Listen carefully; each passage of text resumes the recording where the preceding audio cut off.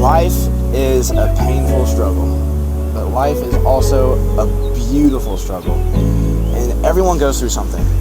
Everyone is dealing with something. My biggest takeaway was try not to take things too personal, and always remember the people who have your back.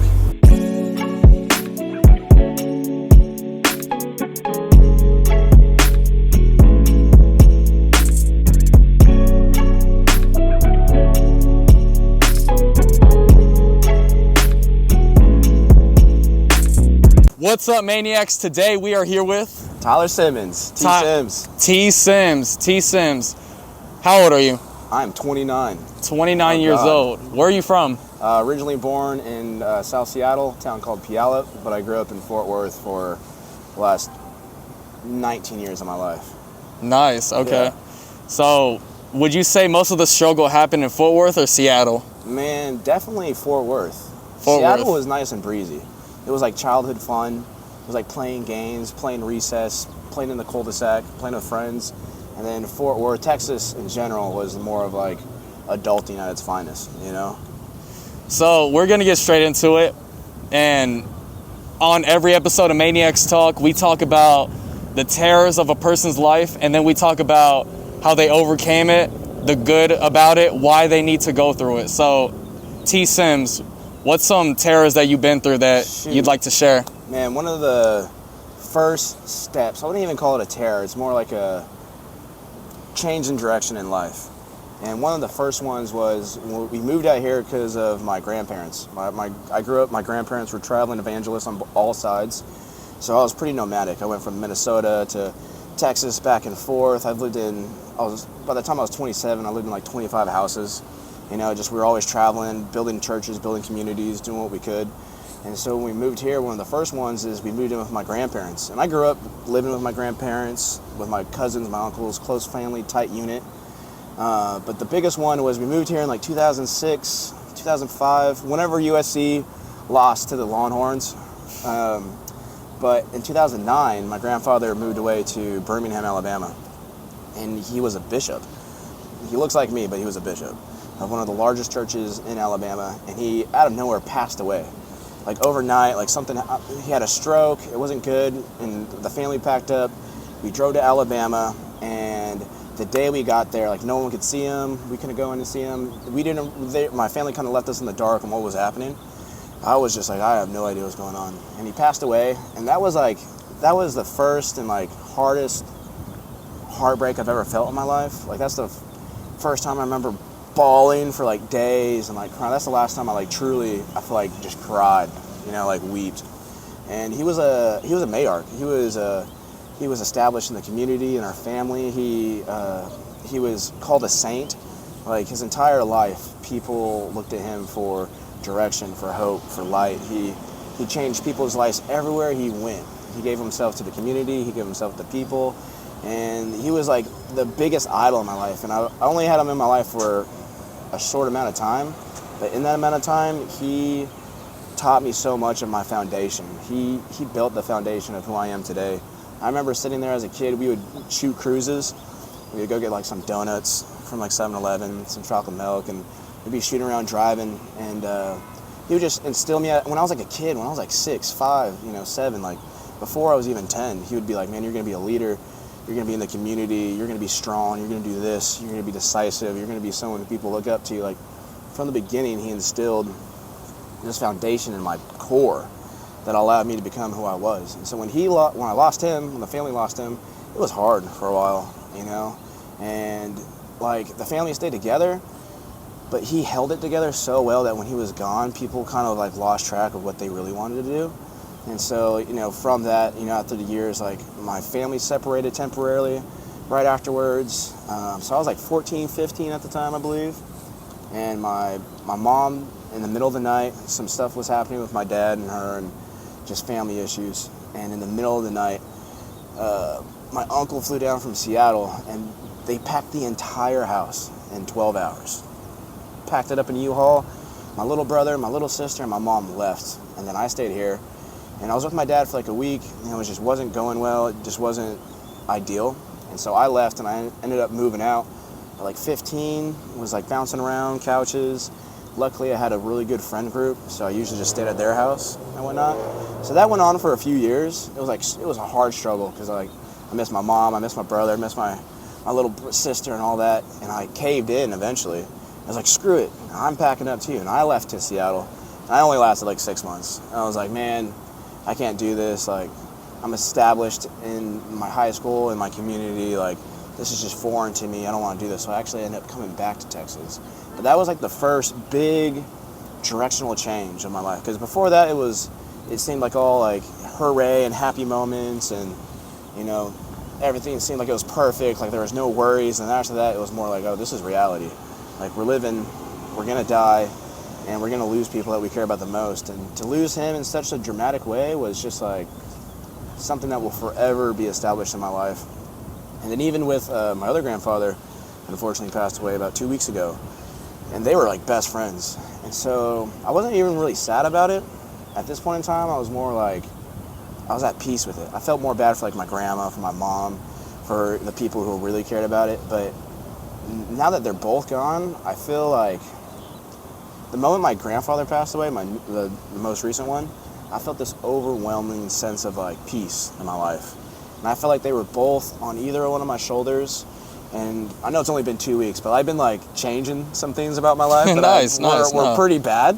And like when I was tempted to go do them, I'd be like, oh man, they're probably looking at me right now. Like, I definitely don't want to be involved in this because they're definitely going to judge me. So, you know, and just to like reconfirm that the foundation that both of them gave me, and the foundation that they both instilled in me and my family, and how prominent they were in each one of their communities, is astounding, man. I had like 300 people went to my first grandfather's funeral, 500 people came to my second one, you know, so like they were established. Like people were hitting up our family who we didn't even know existed, talking about how Grandpa Bill or Grandpa Randy changed their lives forever. So that's just one thing about it, man. And he was also in the Steel Guitar Hall of Fame, so like, wow, being in that community of music, and like I hated music for a while because I like would just listen to him play guitar at night. But that was definitely the first like big major like, oh hell, like reality is upon us. Like even though I'm a kid, like I have to step it up, you know. Now and then like especially with like my personal family issues, I was like, oh, I got to be the dude now, you know. Yeah. I have to step up, and I got to kind of come into the role of what they are. So luckily, man, their spirits are here with me, and they're going to guide me to places that I didn't even think I was going to go by myself, honestly. So I'm more thankful for it.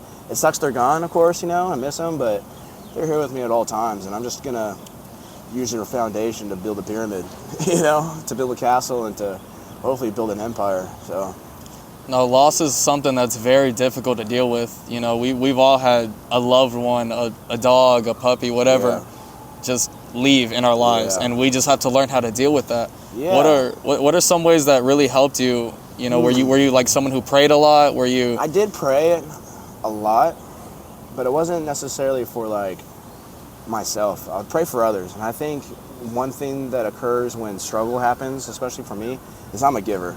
So like if I'm going through it, like the way that I deal with it best is I become like more loving, more caring. Me too. I'm the same way. You know, so like my mom's been upset, you know, so like I'm just trying to like be there for her more, you know, take time for her more. Or like even when I'm going through like my worst times, I pride myself on being able to like just love a little bit harder, be a little kinder, and then like circumstances will come up where someone might jade you a little differently or come across at you sideways, and instead of like firing back at them with the same type of negative energy, I have to take a moment, be a little patient, and be like, okay, like, let's take some steps here. Like, what would they do? Like, recently, when situations occur, I'm like, oh, I could fire back right now.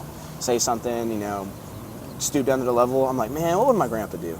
I think, he'd be loving and forgiving, and he would look them in the eyes and say, I love you, God loves you, you're good, I'm good, let's move forward. So, like, that's kind of been my mentality lately, and especially since the first one passed, that's been my direction of choice to go into, for sure.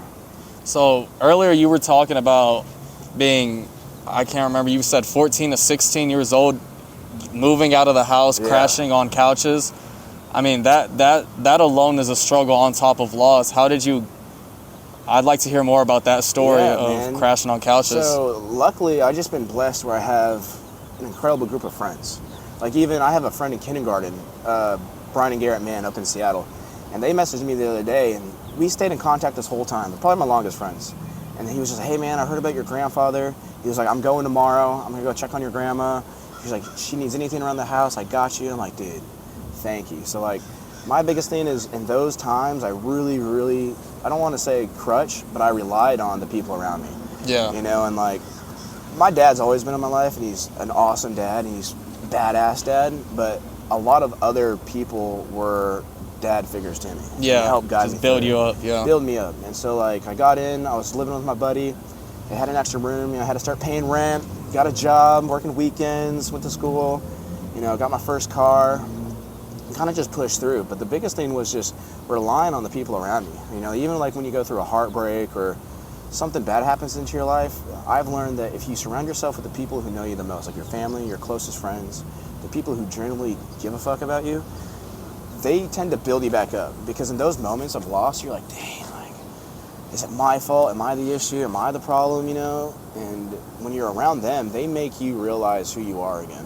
And they even bring you back to a better version of yourself. Because they're like, man, this ain't the Tsimms, this ain't you, like, get your head out of the game, like, come on, like, let's focus on this, let's do something else, you know? So really just relying on the people who have your back the most, you know, and just being thankful and so grateful for them. You know, so many times just like staying up late playing video games with the boys, or, you know, going on an adventure. And even though the opportunity seemed negative, you know, I took it and ran with it. If I didn't have that opportunity to move in with them, I wouldn't have started my AV career. If I didn't start my AV career, I wouldn't have lost 200 pounds. I wouldn't have been motivated to lose weight. I wouldn't have been motivated to grow in my career. I wouldn't be motivated to grow as an adult.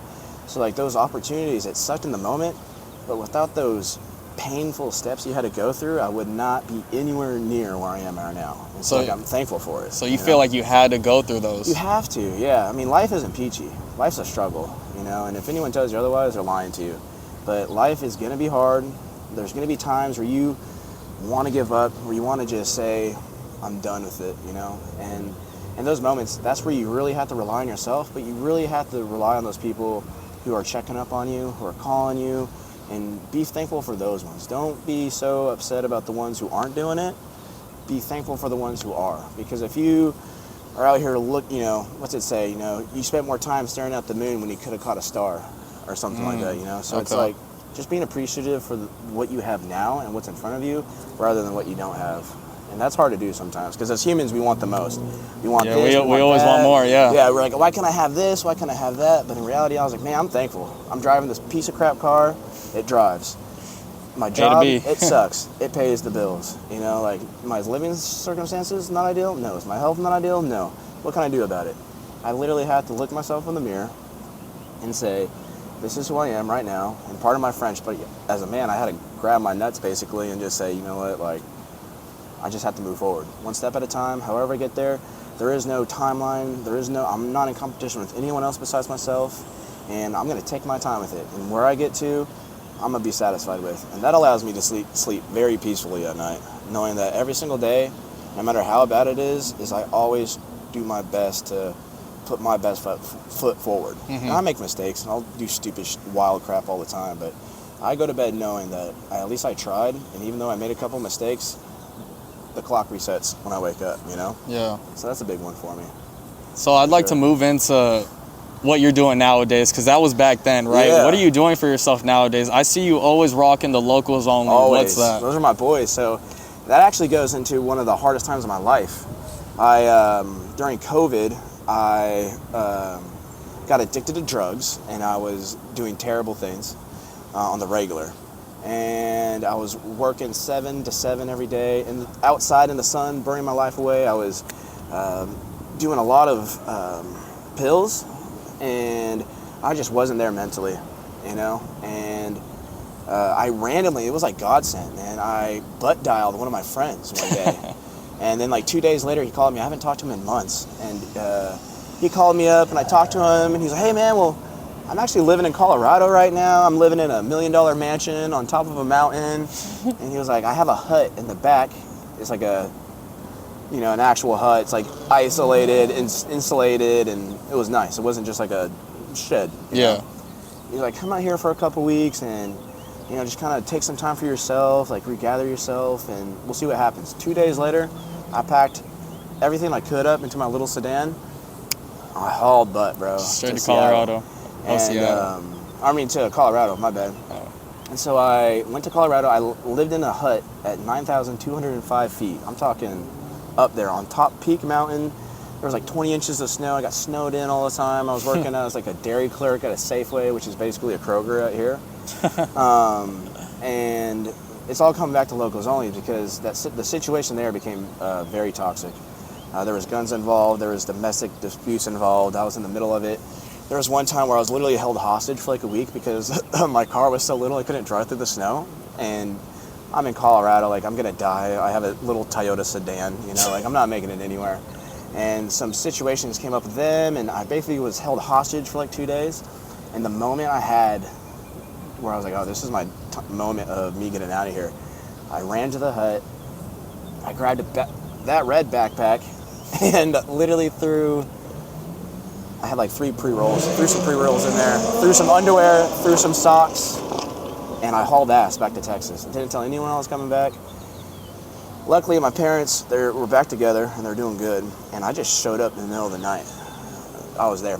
The dogs were going crazy, and I just showed back up. And, you know, after that, I was like depressed, because I also was with this girl, and it ended really horrifically for me. And so it was like all these things compounded at one moment. And I was depressed for like a month, you know, just sad all the time, posting sad stuff all the time.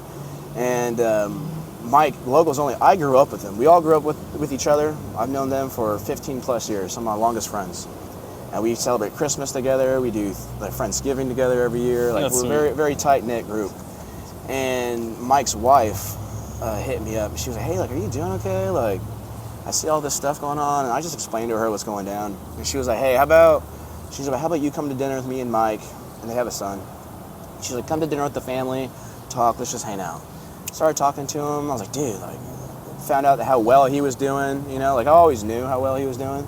Because he started off like selling stuff in his living room, went to a garage, Trader's Village, all the way around, and then by this point in time, he had our first storefront. And I just got plugged in with them, dude. And the best part about it is the whole time I was praying. I was like, man, God, I just want something that I could be passionate about, that is like a side hustle that will allow you to like really charge my life up. And like within a week, man, that's when she hit me up. I had dinner with them, and I just got plugged in with them. I started showing up to the shop a little bit, started helping customers with, I don't even know what I was talking about. You know, I was wearing Echo and One. You know, I'd go to Walmart and be like, I just grabbed me that t-shirt, I'm good. I didn't really understand the culture of streetwear and shoes. Yeah. And I got plugged in with them through that pain and through that struggle, through the lowest point of my adult life, period. I'll tell you, the lowest I've ever been. And I just got plugged in with them, man, and just used the pain and passion to drive myself. I got into the best shape of my life. You know, I was stacked, I was making good money, and I was passionate about Locals Only. And so that's how I really got involved with Locals Only. And the reason why I'm so passionate about it, and I'll drive for them and ride for them forever, is because I feel like they literally saved my life. Because at that point in time, I was down in the dumps, bro. Count me out. Like I was just thinking terrible thoughts all the time, crying every day, just down, bro. I would literally go to the gym, go to work, come home, and just hug my dog and cry for days, for weeks, for months. And then when I finally got plugged back in with Mike and the boys, like, it just felt like camaraderie, like brotherhood. And started hanging out with them, and then, you know, one thing led to another, and now I'm here, you know, rocking it everywhere. And luckily, the city rides with us pretty heavy, and there's a lot of good opportunities coming. But man, Locals Only, without it, I don't even want to know where I'd be, because they literally just pulled me out of like the darkest hole of my life without even knowing it. You know, that I haven't even really told them this stuff before. And so I just got plugged into it, and instead of focusing on the bad and the pain and the sorrow and the loss and the regret and the betrayal, I was like, you know what? I'm going to take all of this right now. I'm going to put it into this. There you go. Like a year and a half later, now I'm sitting here doing this interview with you. You know, like I had no idea where I was going to be doing it. So, you know, that's the Locals Only thing. You know, we want to be big into the community. We want to do our best to be leaders. I know we've all had struggles, and you know, anyone watching this can contest. I've had some wild nights, but you know, I have a pure heart at the end of it, and so it's like, it stands for something that's bigger than just shoes and streetwear. You know, we're a community. You know, a lot of the guys part of the team, they have dedicated families, dedicated wives, dedicated kids. They're taking their off time to spend with their families, to build foundations, to do that. So it's really just being lucky enough to be surrounded by men and women who prioritize themselves, put God first, and really drive for something that's bigger than themselves. So that's the biggest thing about Locals Only with me, man. Like, literally without it, L is for Locals Only, but L is for saving lives, because that's what really happened, man. So, dude, that's so awesome. Yeah. I love how you take in the bad stuff that's happened to you in your life, and you say, you know what, I needed that. Like that's the fuel. That's the fuel to the fire. I'm thankful for it, man. Like I said, if you just go through life with no punches, you're doing something wrong.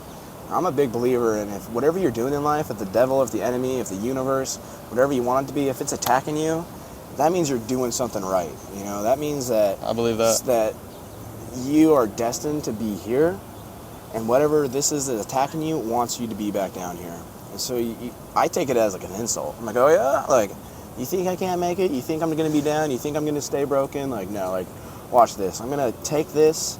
I'll be down for a couple days, sad, in a haze, whatever. We're human, we go through it, right?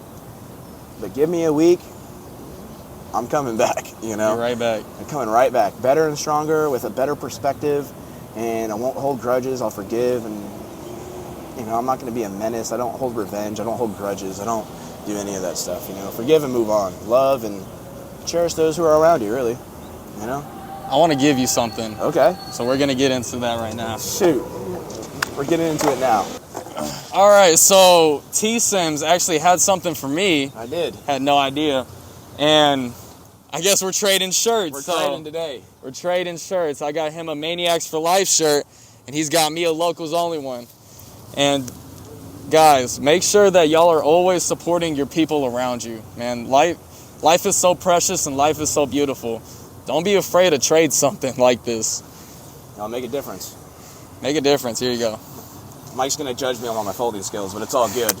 I love it. Nah, thank you, man. Thank you. Seriously. Hell no, And thank you. if you want to say anything to the Maniacs out there, now is the time. You know, some message. You've already said so much that is so great, but shoot, man. Yeah, here's something. My biggest one is that life is a painful struggle, but life is also a beautiful struggle, and everyone goes through something. Everyone is dealing with something. My biggest takeaway was try not to take things too personal, and always remember the people who have your back. I'm big on community, like you said. Rely on the people you have. So whatever you're going through, no matter what it is, don't think you're a burden. Don't think you're annoying people. Don't think anything negative like that. And I know it's hard when you're going through it, but just remember, there are people out here who cherish you and love you. And those are the people that you want to put your energy into when you're at your lowest. And it's hard, because when you feel betrayed, neglected, hurt, lost, broken, whatever it might be, sometimes I'm like, oh, don't even touch me. You know, get away from me. Don't talk to me. And that's fine. But take those moments, breathe in those moments, and feel your feelings. Don't suppress them. If you're feeling angry, go yell into your pillow, man. Go punch your bed. You know, get that out of there. Go to the gym. Go do something active. Go skate. You know, put your energy into something that you are passionate about. If that's art, drawing, whatever it might be, social media. Whenever you're at your lowest and hurt the most, that's when those juices that you have to turn around and create become also more powerful. So my biggest takeaway would be just forgive people, walk with grace, give mercy to those around you. Even if they've done you wrong, forgive them, love them, pat them on the back, say it's all good. Because you don't want to wake up one day and wake up with regret, you know, of anything. So just focus on the positive as much as you can, and just remember that there's people here for you, and never hesitate to reach out to anyone. Even if you're just talking to an AI or whatever it might be on the internet nowadays, you know, like, there are people and resources out here for you that you can communicate with, and just speaking stuff out loud, even to yourself or praying, will sometimes give you the answer that you've been looking for the entire time. You know? That's amazing, because that's so true. Yeah. So thank you, man. Dude, thank you so much. You, this bro. is awesome. Dude, seriously. This is dope, man. Like, thank you so much for what you're doing, man. You're, like I said, we met each other just from me being out here and doing my thing, and then I must have got a little too drunk or something, but I completely forgot I followed you. And then I woke up the next day, and I was watching the clips, and I was like, wow, this is a really positive message. I was like, dude, I like this. I was like, this seems community-driven, and you were talking to people of different ages, different ethnicities, different situations. I was like, wow, this is incredible. Then I saw your face for a second, I was like, I know who this is. And so just like from our, like you said, the community, be around for the people who are around for you. Now look at us. And don't be afraid to ask people for something, like, because we're all maniacs. You're feeling down. We're all maniacs. Yeah, we're all a little loose. We're all a little off, but we all have the potential to love and care, you know. And we're in control of our decisions and what comes out of our mouth and our actions. So it's up to us. You know? 100%. Thank you, man. Thank Dude, you again. thank you, seriously, bro. seriously. This is dope. So if you want to, anything that you want right now, socials, just say it and we'll have it edited right here. Yeah, I mean, it's your boy Tsimms, locals only. You can find me at yaboy_Tsimms on Instagram. And then, of course, the shop, local.only.tx. Buy, sell, trade, the best vintage, premium sneakers, streetwear. You know, hit up my boy. Become a maniac. Get a little wild. Go to locals only. Yeah, man. We're here for the community. We have a lot of big things on the way. And if you think this last year and a half is cool and awesome, like, just wait for Get ready for the next. Just get ready for the next. You know, we're going to take our time. We're going to be patient, but we're going to be making the right steps in the right direction at the right time. So, God willing, it's all up to Him at this point in time, you know? Heck yeah. One more time. Thank you so much, dude. Thank you. Thank you, man, for real. Maniacs, I love y'all so much. Always remember that when life sucks, smile.